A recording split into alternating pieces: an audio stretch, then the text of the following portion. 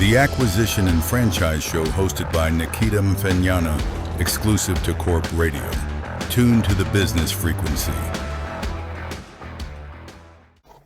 Hello and welcome. It's a massive privilege to be behind the mic today.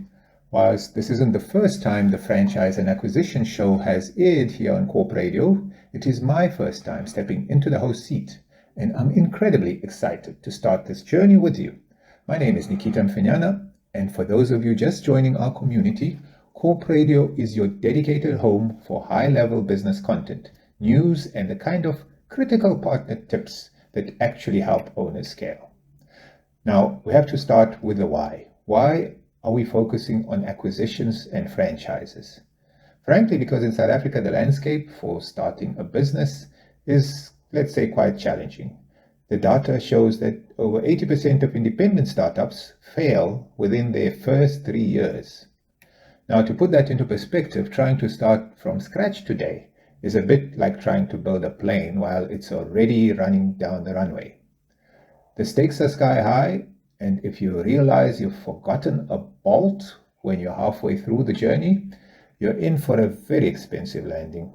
So on this show, we focus on a different flight path. We're interested in buying speed. We're talking about wealth through architecture, buying into proven systems that already have the wings to fly.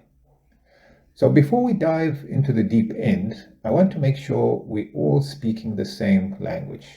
You'll hear two words a lot on this show: franchisor and franchisee. Now think of the franchisor as the parent. They are the ones who spent the years and the tears perfecting the secret sauce, building the brand, and writing the rule book. The franchisee, on the other hand, is the partner. That's you, the entrepreneur on the ground who buys the rights to use that secret sauce and the brand name to build the business in a specific territory. Now, I know a lot of the listeners may already be familiar with the terms franchisor and franchisee, but I'd like to make sure we take everybody on the same journey at the beginning of the show. And I'm doing it really because for me personally, I only understood the concept of franchising when I was already in my 30s. Up until that time, I thought when I buy a burger from Steers, that the Steers is one big company and they have branches belonging to the same company all over the country. And I thought McDonald's was a worldwide corporation, which frankly it is, but I didn't realize that each McDonald's could have a separate owner. Now, moving forward on this show, it's not always going to be just me talking in the booth. I'll be inviting guests to join me, successful standalone business owners, big name franchisors, and the franchisees who are actually running the show on the ground. We're going to get the unfiltered version of what works and what doesn't. Because sometimes hearing about a deal that went south is more valuable than hearing about the one that shot the lights out.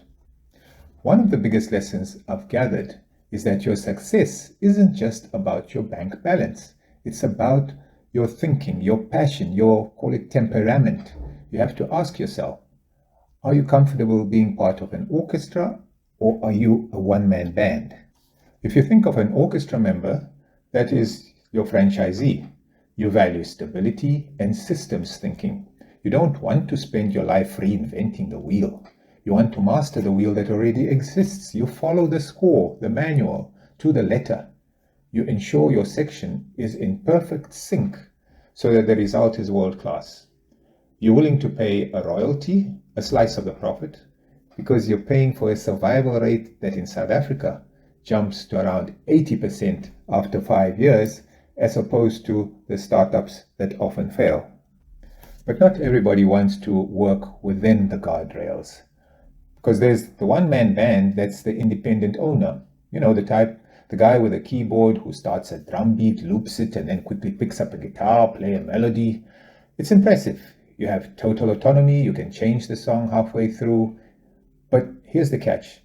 If you snap a string guitar or your foot pedal jams, the music doesn't just falter, it stops. So the research shows that most friction in business happens when a one-man band personality accidentally buys a franchise. They want to improvise and change the tune, but the system demands they stick to the score. You have to be totally honest with yourself. Do you want to write the music or do you want to own the concert? Now, for those of you who are thinking, along the orchestra mindset, wanting to be a franchisee, maybe think this is relatively new, here's a pearl of wisdom. Most people think franchising is a modern invention of the fast food world, the type of steers that I've been talking about. But it actually took off in the 1850s with Isaac Singer. Maybe the name is familiar, and his sewing machines. Singer had a revolutionary product, but he realized he couldn't be in every town in America to sell and, more importantly, repair and service the machines. So he created the first modern franchise contracts. He didn't just sell machines, he sold the rights to a territory and a system of training. He proved 170 years ago that you don't need to be doing the work in every branch. You just need to own the system that makes the work possible. He turned a sewing machine into a global empire by realizing he needed a pack of partners. Now, this isn't just theory for me. I first came across the power of the franchise system about 25 years ago. And yes, I'm definitely giving away my age. Now let's call it vintage experience. At the time, I had joined a dedicated unit within a financial institution that funds franchises, and that was my baptism of fire. I spent my days deep in the spreadsheets of South African entrepreneurs, deciding who was a safe bet for capital and who was a disaster waiting to happen. But I digress. As we're talking about the orchestra and franchising, if you find you have that orchestra DNA, your first stop should be FASA. That's the acronym for the Franchise Association of South Africa. They are the ethical gatekeepers. If a franchisor isn't aligned with them, that's your first warning sign. And while I'm here to help you find the right deal, you also need to know how to scale once the keys are in your hand. That's why I always recommend catching my colleague Jeff Kahn on the Corporate Show. Between us, we've got your growth covered from the contract to the boardroom. So just before the break, I introduced you to FASA, the Franchise Association of South Africa. So think of FASA as the ethical gatekeeper. They are like the auntie we all have who makes sure everyone's tie is straight and their shoes are polished before they walk into a wedding or a funeral. They provide the gold standard for what a traditional franchise should look like. But, and this is a big but, just because a business isn't wearing a FASA-approved suit doesn't mean it's not a regular business or that it's an outlaw. So, in the world of funding where I was at the IDC and Business Partners, we saw all sorts of business-ish models that didn't quite fit the FASA mold. But they were making their money and laughing all the way to the bank. Today, we're going on a safari through the franchise multiverse. We're going to look at the different shapes and sizes of these models because, honestly, choosing a business is like choosing a life partner. Some people want a partner who tells them exactly what to wear every morning, and that's the traditional franchise. And some people just want someone to help them pay the rent and leave the decor to them. And that might be more like a buying group. So let's dive into the different species of franchising so you can figure out which one won't make you want to pull your hair out in 3 years. So first there's, let's call it the control freak. And this is a business format franchise. This is the one we generally see. It's the McDonald's, the KFC, the Postnet. In this model, you aren't just buying a brand, you're buying a lifestyle manual. They tell you how to flip a burger, what shade of red the floor tiles must be, and probably what frequency you should breathe at. It's the most rigorous, most structured, and usually the most FASA-aligned model. So if you are the type of person who reads the instruction manual before you even buy a toaster and plug it in, this is for you. If you like certainty and you believe the system is king, with this one you'll sleep like a baby. But if you're a bit of a rebel, you want to add a little piri-piri to the secret sauce because, it just feels right. Please, for the love of your deposit, stay away. You'll end up in a legal battle that costs more than your shop. Which brings us to the cool cousin. And these are dealerships. Think of car dealerships or some specialized hardware outlets. Here, the relationship is a bit more relaxed. You're essentially a high-end distributor. In this scenario, you get to put a massive, famous logo on your building, let's say Toyota or John Deere, but the parent company doesn't really care quite as much about how you manage your internal HR or what color your office chairs are, as long as you sell their products and provide their specific level of service. This is especially good for, call it the product specialist. If you love a specific industry, you live for engines, or you're a tech nerd, but you want to run your own show behind the scenes. This is a great middle ground. It's like being in a long distance relationship. You have the support when you need it, but they aren't looking over your shoulder while you eat your breakfast. The third option is the buying group or voluntary association. This is where we talk about the heavyweights like SPAR. Now listen closely, because this is where people get confused. Is SPAR a franchise?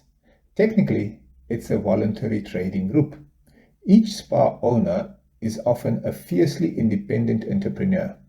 They own the land, they own the building, and they have a massive say in how they run their store. But they join the group so they can walk into a meeting with Coca-Cola or Tiger Brands and say, "We represent 1,000 stores. Give us the best price in the country." They don't necessarily adhere to the rigid "you must do X on Tuesday" rules of a traditional franchise, which is why they might not always sit under the FASA guardrails. It doesn't mean they're unethical. It just means they value independence and collective buying power over uniformity. To be part of this group, it's preferable that you be a seasoned pro. If you've been in business for 20 years, you know how to run a shop, and you just want the best possible price on your inventory without any head office telling you how to smile at customers, this is your lane. If it's the person who wants the muscle of a giant but the heart of an independent merchant. Next, we have what we term the invisible partner, fractional or conversion franchising. Sometimes you already have a business. Maybe you have a small independent real estate agency or a local pharmacy. Then a big brand like Remax or Clicks or Link Pharmacy comes along and says, "Keep your shop, keep your staff, but put our sign on your door."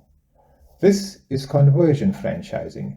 You're plugging into a global marketing machine while keeping your existing foundation. Often this is attractive for what you call the struggling soloist. So if you're tired of fighting the big guys alone and you're tired of having a zero-rand marketing budget, this is your rescue boat. You give up a little bit of your identity to gain a whole lot of credibility. Now I want to be very clear. FASA, as the Franchise Association of South Africa, is fantastic. If a franchise is a member of FASA, you know they've been vetted, their contracts have been looked at, and there aren't some fly-by-night operation that's going to disappear with your retirement savings. And that's a massive green flag. But as a former funder, I've seen incredible, profitable, and ethical businesses that operate as dealerships or buying groups that just simply don't fit the franchise definition used by the association. So your job as a business owner isn't just to find an ethical business, it's to find a compatible one. I've seen people buy into a FASA accredited top-notch franchise and be miserable because they felt like they were in a prison. I've seen people join buying groups and fail because they weren't disciplined enough to run the business without a manual. So here's the drill. Before you sign that disclosure document, I want you to ask yourself 3 critical partner questions about where you fit. Firstly, do I want to be a creator or an operator? If you want to create the system, go independent. If you want to operate a proven one and not reinvent the wheel, but just make it spin faster, go the traditional franchise way. Number 2, how much interference can I handle? Do I want a daily phone call from head office to check on me? Or do I want to be left alone until it's time to buy stock. And 3, what am I actually paying for? Am I paying for a brand, or it's maybe a dealership, a system, which is your traditional franchise, or a price, being part of a buying group? So if you can't answer that, you aren't ready to buy. Before I sign off on this week's show, I have a challenge for you. I want you to go to your favorite local shopping center. Look at 3 different stores: a big name fast food joint, a hardware store, and a grocery store. Try to guess which model they are using. Is it a business format? Is it a buying group? And then here's now the brave part. Ask to speak to the owner or the manager. Once you get them, ask them just one question. And that is, if you could change one thing about your relationship with your head office, what would it be? You'll be surprised. Their answer will tell you more about the reality of that model than any glossy brochure ever will. We're practicing business growth together, folks. Don't just be a consumer, be a student of the system. So, till next time, when I hear from you what your results reveal about your interview with the manager, have a good week and have a good franchise day.